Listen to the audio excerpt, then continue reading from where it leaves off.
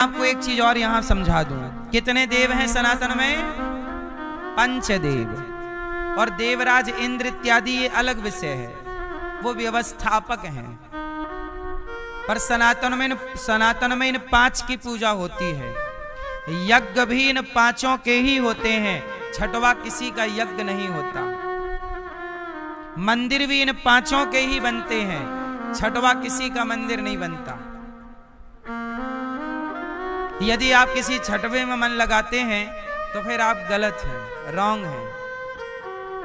बात समझ में आई? आजकल तो देखो सनातन में लोगों को सही जानकारी ना होने से कोई किसी को भी भगवान मान लेता है। कोई किसी को भी क्या मान लेता है? भगवान। बोले ये भगवान, ये भगवान नहीं, कोई भी भगवान नहीं हो सकता। भगवान की श्रेणी में पांच हैं। भगवान की श्रेणी में कितने हैं? पांच। भगवान विष्णु, भगवान शिव, दुर्गा जी। दुर्गा मतलब सारी शक्ति पीठ आ गई। ज्वाला, कामाख्या, काली, महाकाली, भद्रकाली सब आ गई। तो भगवान विष्णु, भगवान शिव और दुर्गा। चौथे भगवान सूर्य, इसलिए सूर्य भगवान, इसलिए हम लोग क्या कहते हैं? सूर्य भगवान। और गणेश जी, ये किस श्रेणी में आते हैं? ये भगवान की श्रेणी में आते हैं। और अब और गहरी बात आपको बताऊं तो ये पांचों एक हैं। ये पांचों, जोर से, ये पांचों एक हैं। ये पांचों एक हैं। जैसे एक हाथ में हमारी उंगलियां कितनी हैं, पर पांचों का मूल तो एक हाथ ही है। ऐसे ही ये पांचों एक शक्ति हैं। किनकी? भगवान श्रीमन नारायण से ही ये पांचों शक्तियां व्यवस्था के लिए प्रकट होती हैं। ये पांचों शक्ति भगवान श्रीमन नारायण की हैं। और सुनो, और ये पांचों शक्ति क्यों बनी? व्यवस्था के लिए। इसलिए शिव पुराण पढ़ोगे तो ऐसा लिखा है कि शिव जी ने संसार रचा। दुर्गा भागवत, देवी भागवत पढ़ोगे तो लिखा है दुर्गा जी ने रचा। गणेश पुराण पढ़ोगे तो लिखा है गणेश जी ने रचा। विष्णु पुराण पढ़ोगे लिखा है भगवान विष्णु ने रचा। तो आप लोग हो जाते हैं कंफ्यूज कि रचा किसने? तो सुनो, ये पांचों सर्वसमर्थ हैं। भगवान कभी दुर्गा जी को आज्ञा देते हैं कि इस बार की सृष्टि का काम आप करोगे, तो कभी शिव को आज्ञा मिलती है, कभी गणेश जी को, कभी सूर्य को। तो भगवान जैसे आज का काम आपने आज जैसे आपके घर में आज घर का भोजन देवरानी ने बनाया, तो कल का भोजन जेठानी बनाएगी। काम वही है, पर कभी वही काम आपने कर लिया तो कभी वही काम इन्होंने कर लिया। उसी तरह जैसे सोमवार होता है, मंगलवार होता है, कितने दिन होते हैं सप्ताह में? 7 दिन हो गए। अच्छा, फिर महीना 30 दिन का हुआ। अच्छा, एक साल में कितने महीने गुजर जाते हैं? 12। तो आज मुझे ये बताइए कि जब से धरती बनी, बताओ कितने महीने गुजर गए? करोड़ों महीने गुजर गए, करोड़ों वर्ष गुजर गए। ऐसे ही करोड़ों बार कलयुग बदल गया, करोड़ों बार सतयुग, त्रेता, द्वापर, ऐसे ही तो चलता है। 30 दिन गुजरेगा तब एक महीना बदलेगा, 12 महीना बीतेगा तो एक साल बदलेगा। ऐसे ही 4,32,000 साल गुजरेंगे तो कलयुग बदल जाएगा, फिर सतयुग आ जाएगा, फिर सतयुग चलेगा। फिर सतयुग की आयु जानते हो कितनी है? सतयुग की आयु कलयुग से 4 गुनी है। तो 12,96,000 लगभग 17 लाख 4 गुना कर दीजिएगा। तो कलयुग की आयु, और फिर द्वापर की आयु, फिर त्रेता की आयु, ऐसे हर युग की आयु निकल के आ जाएगी। तो ऐसे करते करते पूरा क्रम बदलता रहता है। सतयुग की आयु है 17,28,000 वर्ष। सतयुग की आयु कितनी है? 17,28,000 वर्ष, और त्रेता की आयु है 12,96,000 वर्ष, और द्वापर की आयु है 8,64,000 वर्ष, और कलयुग की आयु है 4,32,000। सिंपल, समझ में आई? ऐसे ही चारों युग जब बदलते हैं तो ये चारों युग कई बार, कलयुग आया, द्वापर आया, त्रेता आया, सतयुग आया, जब बार बार आए तो किसी युग में दुर्गा जी से सृष्टि हुई, किसी में शिव जी ने किया, किसी में विष्णु जी ने किया, तो अनेक अनेक कल्पों की कथा ग्रंथों में पाई जाती है, मिलती है। तो लोग ना जान करके, पूरी जानकारी ना होने से लोग हो जाते हैं कंफ्यूज। इसलिए सनातन को समझना है तो कल्प का भी ज्ञान होना चाहिए। कल्प कल्प की बातें, किस किस की बातें? कल्प जानती हो मैया क्या होता है? 1000 चतुर्युग जब बीतता है तो 1000 बार सतयुग त्रेता द्वापर कलयुग, सतयुग त्रेता द्वापर कलयुग, सतयुग त्रेता द्वापर कलयुग, जब 1000 बार बीतेगा तब एक कल्प होगा। एक कल्प में 14 बार इंद्र बदल जाते हैं स्वर्ग के। एक कल्प में 14 मनवंतर होते हैं। 73 चतुर्युग का एक मनवंतर होता है। अभी कौन सा मनवंतर चल रहा है पता है आपको? वैवस्वत मनवंतर चल रहा है। कौन सा कल्प चल रहा है? श्वेत बाराह कल्प चल रहा है। श्वेत बाराह कल्प के वैवस्वत मनवंतर का यह 28वां कलयुग चल रहा है। ये इसके पहले 27 कलयुग बीत चुके हैं। हमारे सनातन में पूरी गणना है। जब आप संकल्प होता है ना तो पूरी गणना बताई जाती है। वैवस्वत मनवंतरे अष्टाविंशति तमे कलयुगे कलि प्रथम चरणे जम्बुद्वीपे भारतवर्षे भारत खंडे, है ना, ये सब कुछ होता है। हम कहाँ रहते हैं, किस खंड में रहते हैं, तो ये हमारा सनातन पूरा साइंटिफिक है। इसलिए सनातन की गहराई को लोग समझते नहीं है, इसलिए सनातन का मजाक कोई लोग उड़ा लेते हैं, बना लेते हैं। सनातन की गहराई को समझते हैं नहीं। तो हमारे सनातन में कल्प कल्प की बातें हैं। तो इस तरह से भगवान के सृष्टि का क्रम होता है। तो कितने देवता आपने समझे? पंचदेव। और देवता अलग हैं, मतलब वो देवता अलग हैं जिनको 33 करोड़ देवी देवता कहते हैं, वो अलग गिनती में है। उनकी हमारे सनातन में पूजा नहीं होती, वो केवल भगवान के व्यवस्थापक हैं। पूजा 5 की होगी। क्लियर है? अब आगे चलते हैं। अब हमारे सनातन में एक और बात है कि कोई किसी को भी भगवान कह देता है, बोले ये भगवान है, ये भगवान है। अब जैसे कल मेरे से, कल परसों एक बच्चे ने पूछा कि साईं बाबा भगवान है कि नहीं। मैंने उनको बताया कि साईं बाबा संत हो सकते हैं, साधु हो सकते हैं, कोई भी बाबा, कोई भी व्यक्ति भगवान नहीं हो सकता।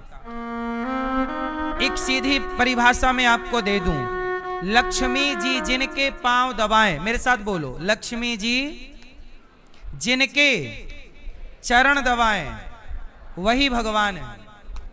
अब आप बताओ कि किसी व्यक्ति के पांव लक्ष्मी जी दबा सकती हैं? आंसर बोलो। क्या कोई बाबा के, कोई व्यक्ति के पांव लक्ष्मी जी दबा सकती हैं? इसलिए कोई महापुरुष, कोई गुरु तो हो सकता है। अब बताओ मीरा जैसे गुरु कौन होंगे? मीरा भी तो एक गुरु है हम सबके लिए। तुलसीदास जी हम सबके लिए गुरु हैं। मीरा, तुलसीदास जी, सूरदास जी, इन सबने अपने को भगवान नहीं कहा, और ना तो जनता इन्हें भगवान मानती है। इन्हें भक्त की लाइन में रखा गया है। किसकी लाइन में? भक्त की। लेकिन आज का कलयुग का व्यक्ति इतना होशियार है, अपने को भक्त की लाइन में नहीं रखता, सीधा अपने को भगवान बना देता कि मैं भगवान हूं। हमारे सनातन में बहुत सारे गुरु घंटाल ऐसे हैं जो खुद को ही भगवान मानते हैं, खुद की पूजा कराते हैं, बोले मैं ही भगवान हूं। नहीं, कोई व्यक्ति कभी भगवान नहीं हो सकता, याद रखिएगा। जिसके चरण अब कोई व्यक्ति अपने को कहे कि मैं भगवान हूं तो पूछना कि लक्ष्मी जी तुम्हारे पांव दबाती हैं? अरे तुम लक्ष्मी पुत्र हो। मैं क्या हो सकता हूं लक्ष्मी? मैं लक्ष्मी जी का बेटा हो सकता हूं। आप लक्ष्मी पुत्री हो सकती हैं। आप बताओ भैया, क्या आप लक्ष्मी पति हो सकते हो? कोई बहुत बड़ा आदमी है, अब जैसे अडानी, अंबानी, टाटा, बिड़ला है, तो ये सब लक्ष्मी पुत्र कहलाए जाएंगे। ये लक्ष्मी पति नहीं है। बोलो, लक्ष्मी पुत्र और लक्ष्मी पति। तो बताओ लक्ष्मी पति कौन है? जोर से। लक्ष्मी पति केवल भगवान श्रीमन नारायण है, भगवान विष्णु है। कोई धरती में दूसरा लक्ष्मी पति नहीं हो सकता। और हम और आप क्या होंगे? लक्ष्मी। जोर से। हम लक्ष्मी पुत्र पुत्री। आप लक्ष्मी पुत्री, हम लक्ष्मी पुत्र हो सकते हैं। हम बेटा तो हो सकते हैं, पर अपनी मां के पति कैसे बन जाएंगे? समझो ना, जो अपने को भगवान कह रहा है, मतलब वो लक्ष्मी का पति होना चाहता है। अरे भाई, तुम अपनी मां के बेटे रहोगे, पति नहीं हो सकते ना। और यदि आप मनमाना करना चाहोगे तो व्यवस्था सनातन की बिगड़ेगी। इसलिए कोई भी बाबा, कोई भी व्यक्ति भगवान नहीं हो सकता। बात समझ में आई? किस किस की खोपड़ी में घुस रही है बात? इसलिए कोई भी बाबा, कोई भी व्यक्ति कहे कि ये भगवान है, तो आप सीधी बोल दो कि नहीं साहब, हमें बेवकूफ ना बनाओ। हमने सत्संग किया है, आपने सत्संग किया है, आपको कोई बेवकूफ नहीं बना सकता। आपका ज्ञान का चक्षु खुला होना चाहिए। ऐसे नहीं कोई बुद्धू बना के चला जाए। पर हमारे सनातन में कोई समझते ही नहीं है ठीक से।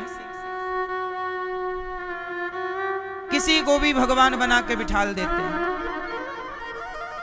जो अच्छा लगा ये भगवान, जो अच्छा लगा ये भगवान। आपके पिता की जगह कोई दूसरा आदमी ले सकता है?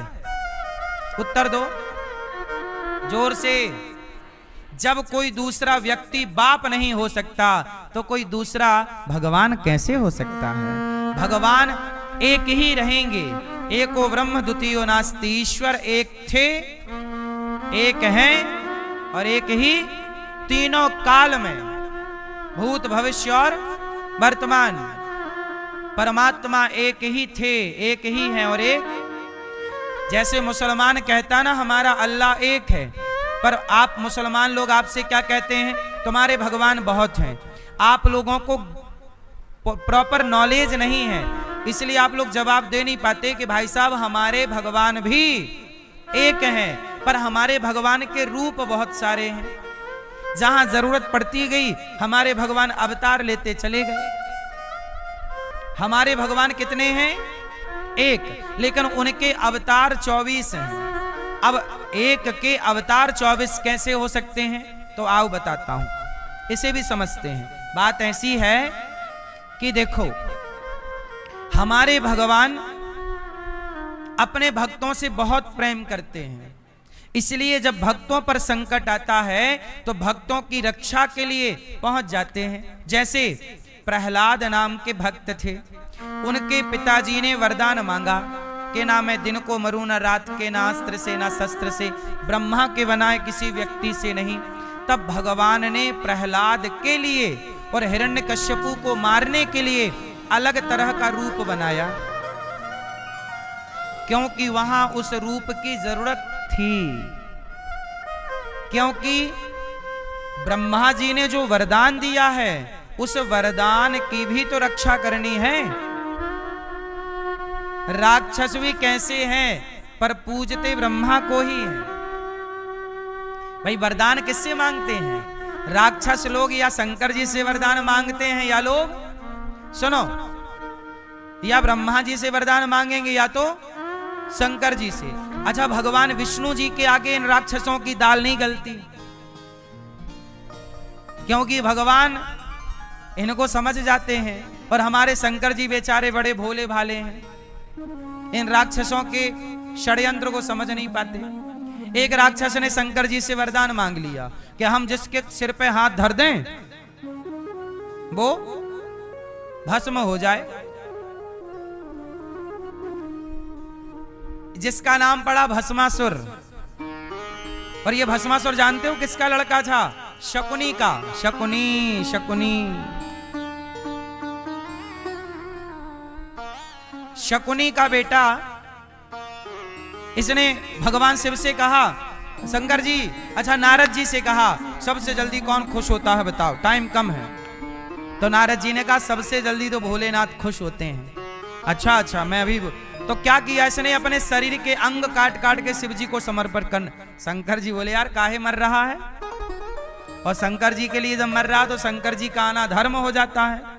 तो शंकर जी आ गए। वो जैसे ही शंकर जी आए तो बोला हमें वरदान दो। कौन सा वरदान? बोले हम जिसके सिर पे हाथ धरें वो भस्म हो जाए।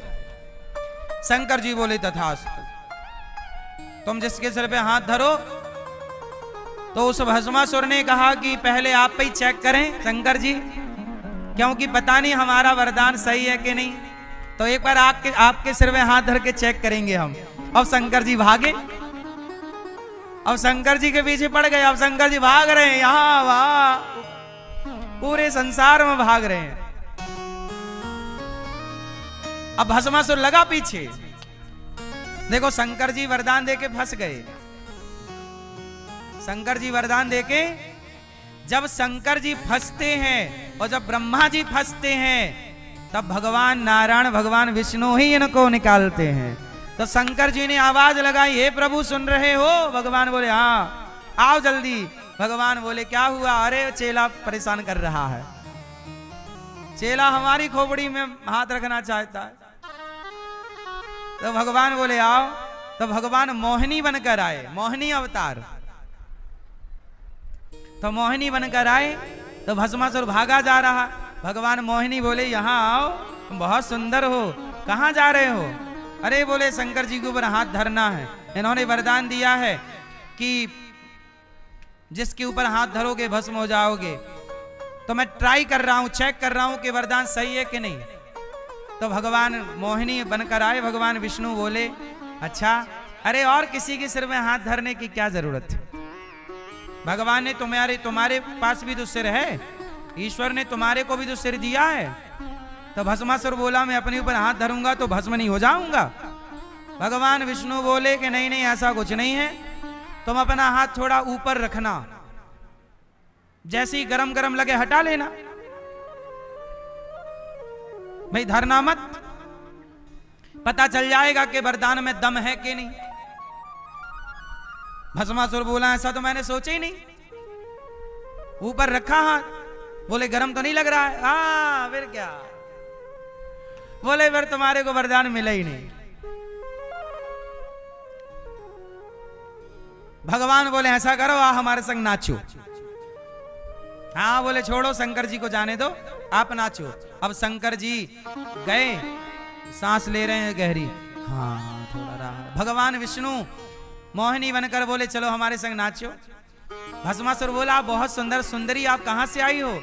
आप स्वर्ग की अप्सरा हो क्या? बोले हम अप्सरा नहीं हैं, पर हम तुम्हें बहुत लाइक करती हैं, तुम बहुत सुंदर हो, यदि हमारी तरह नाच पाओगे तो हम तुमसे शादी कर लेंगे। देखो भगवान भी कैसे फंसाते हैं। अब क्या करें, अब इसे मारना तो है, तो जैसे मारे वैसे मारो। तो भगवान बोले हम तुमसे शादी कर लेंगे, पहले तो हमारी तरह नाचो। हम उसकी तलाश कर रही हैं जो हमारी तरह नाचेगा। हाँ तो एक हाथ कमर में रखो, हाँ रखा, ऐसे ऐसे करो, हाँ। अब दूसरा हाथ सिर पे ऐसे रखो, सिर पे, और जैसे ही हाथ उसने सिर पे रखा तो हो गया भस्म।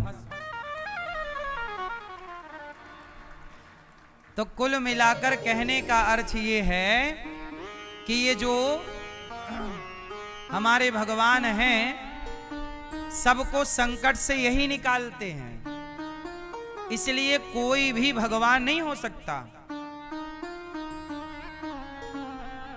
कोई भी भगवान, आप लोग किसी को भी भगवान बना देते हो,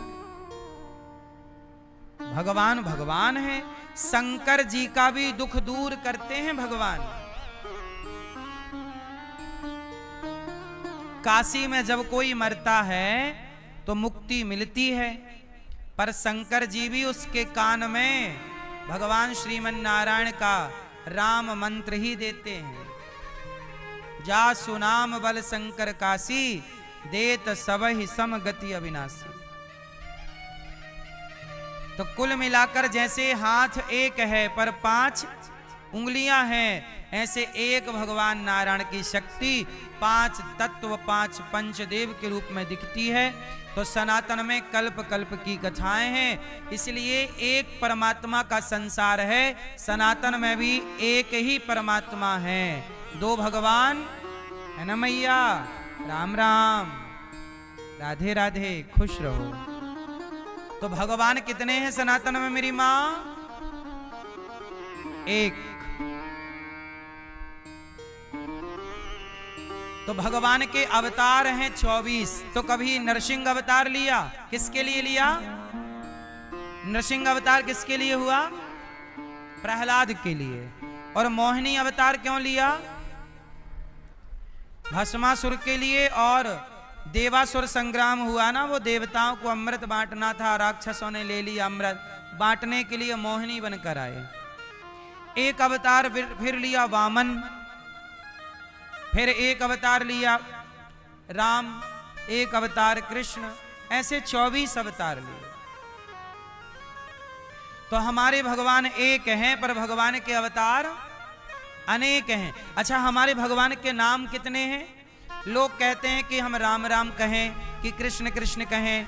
आप कहते हो श्रीमन नारायण कहो, पूज्य प्रेमानंद जी कहते हैं राधा राधा कहो, तो कोई कहता है सीताराम सीताराम कहो, तो कोई कहता है श्री राम जय जय राम कहो, तो कोई कहता है ओम नमः शिवाय जपो। अब जनता परेशान है कि भाई कहें क्या, किसकी बात माने? यही है ना सवाल मूल। तो सुनो,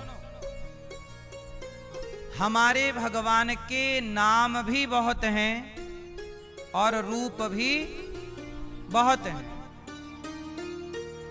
मैया आपके कितने नाम हैं? एक। और मैं बताऊं, मैं सिद्ध कर दूं कि आपके 4 नाम हैं। तो देखो, ये मैया कह रही है इनके 1 नाम है, जबकि मैया झूठ कह रही है। इनके कितने नाम हैं मैं इनको बताता हूं। आपका 1 नाम है वो जिस नाम से आपके पिता आपको बुलाते हैं, 1 नाम हो गया। तो आप पिता के लिए क्या हो गई? बेटी। और पति के लिए हो गई पत्नी। तो आपका 1 नाम बेटी भी है, आपका 1 नाम पत्नी भी है। और आपका बेटा आपको माँ कहता है, तो आपका 1 नाम माँ है।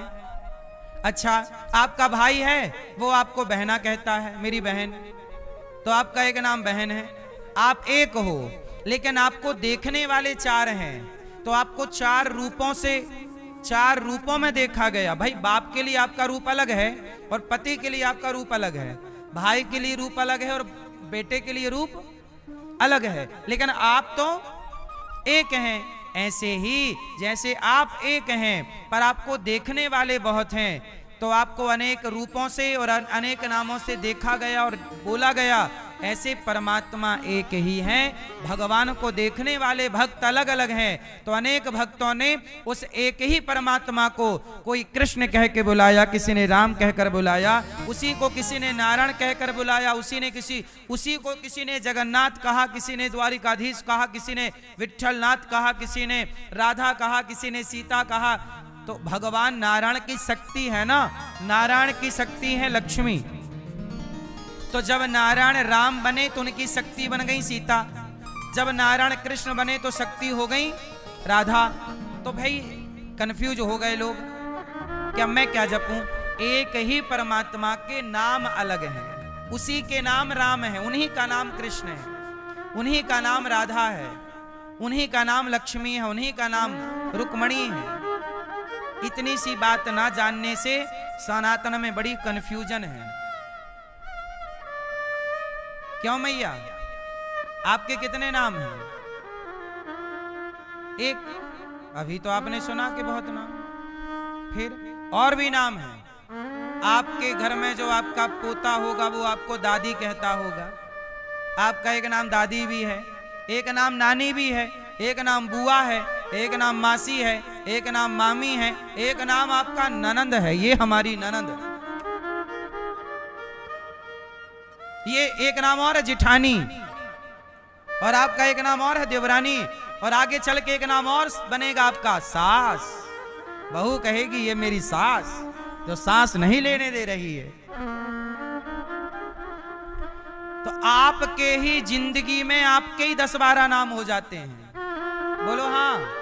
आपका एक नाम और है आंटी। हाँ। आज के आधुनिक लड़के क्या बोलते हैं आपको? फिर तो आप एक हैं, लेकिन आपके नाम अनेक हैं, और अनेक व्यक्ति आपको अनेक नाम से पुकार रहे, लेकिन सुनने वाली एक ही है। बोलो हाँ। जब पोता तुम्हें बुलाएगा, पिता तुम्हें बुलाएगा, पुत्र तुम्हें बुलाएगा, तो सुनोगी तुम एक ही हो सुनने वाली। बुला सब रहे और अलग अलग। सास उसी समय आवाज लगा रही, बहू चाय बनी, तभी बेटे ने माँ मेरा नाश्ता हुआ, टिफिन तैयार हुआ, कि पति ने कहा मेरा चश्मा कहाँ है, सुनती हो? एक समय पर 3 आवाज आई, लेकिन वो 3 आवाज एक के लिए थी। बोलो हाँ। ऐसे ही परमात्मा को कोई अलग अलग आवाजों में, अलग अलग नामों में पुकार रहा है, पर सुन एक ही परमात्मा रहा है, वो दूसरा थोड़ी है। ईश्वर चाहे आप राम राम कह के वहां पहुंचो, कृष्ण के नाम कृष्ण है, नाम राम है, नाम विष्णु है, नाम नारायण है, नाम ही तो बदले हैं, व्यक्ति थोड़ी बदला है। इसलिए भगवान के बारे में कहा अनेक रूप रूपाय विष्णवे प्रभु विष्णवे। भगवान के अनेक नाम हैं और अनेक, इसलिए हर रूप में अपने परमात्मा को देखो।